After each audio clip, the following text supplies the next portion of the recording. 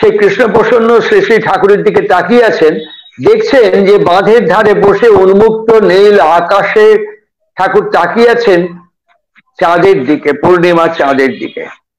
শ্রী শ্রী ঠাকুরের ওই চাঁদের দিকে তাকিয়ে থাকা দেখে কৃষ্ণ প্রসন্ন হঠাৎ জিজ্ঞাসা করলেন, আপনি আপনি চাঁদে গেছেন?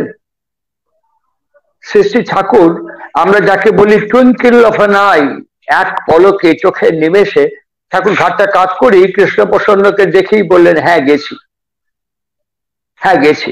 মনে রাখতে হবে, আমাদের স্মরণে রাখতে হবে, সেই সময় বিজ্ঞানের অগ্রগমন, বিজ্ঞানের প্রাচুর্য এবং প্রাযুক্তিক বিদ্যা কিন্তু এতদূর অগ্রগমন ঘটেনি বিজ্ঞানের। শ্রী শ্রী ঠাকুর মুহূর্তের মধ্যে বললেন, হ্যাঁ গেছি। কৃষ্ণ প্রসন্ন কৌতূহল থেকে জিজ্ঞাসা করলেন, কি দেখলেন চাঁদে? শ্রী শ্রী ঠাকুর মুহূর্তের মধ্যে বললেন, জানেন কৃষ্ণদা, চাঁদের যে দিকটা সূর্যের দিকে, সেই দিকটা লাইটেড, আর যে দিকটা সূর্যের অপোজিটে সেটা একটু অন্ধকার।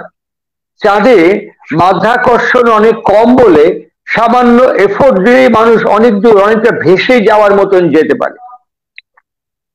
চাঁদে কিছু কিছু প্রাণী দেখলাম যাদের গায়ে লোমওয়ালা, চাঁদের ভেতরে অনেক বড় বড় গাছও আছে দেখলাম। এই বর্ণনাগুলো ঠাকুর করলেন।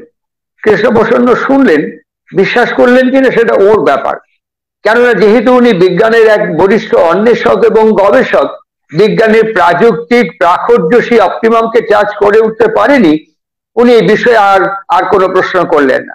তারপরেই বললেন, আপনি কি মঙ্গলে গেছেন? মঙ্গল তো পৃথিবীর অনেক কাছাকাছি। শ্রী শ্রী ঠাকুর বললেন, হ্যাঁ মঙ্গলেও গেছি। জানেন কৃষ্ণরা, মঙ্গলে আমাদের পৃথিবীর চেয়েও অনেক কোয়ালিটি সম্পন্ন অস্তিত্ব ওখানে আছে। আমার মনে হয় ওরা ওখান থেকে আমাদের কাছে প্রত্যেক মুহূর্তে অনেক বার্তা, অনেক অনেক সিগন্যাল পাঠাচ্ছে, কিন্তু আমরা ডিউ টু আওয়ার ল্যাকনেস আমরা ওকে রিসিভ করতে পারছি না। এবার ঝুঁকে গিয়ে বললেন, আপনি একটা কাম করতে পারেন, আপনি যদি একটা ইউনিভার্সাল অ্যালফাবেট তৈরি করতে পারেন, যার ভেতর দিয়ে আমরা এখান থেকে মঙ্গলে বার্তা প্রেরণ করতে পারি। এই প্রসঙ্গটাই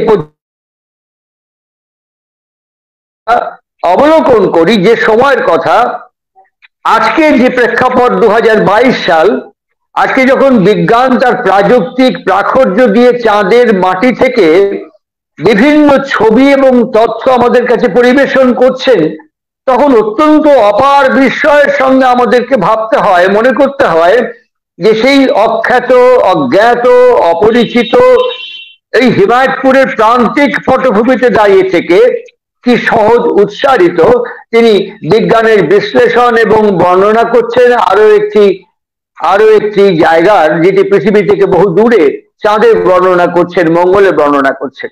আজকে আমেরিকার কিউরিওসিটি মঙ্গল অভিযান করেছে। আজকে নাসা এবং ভারতবর্ষ এবং অন্যান্য দেশ চাঁদে অভিযান করছে।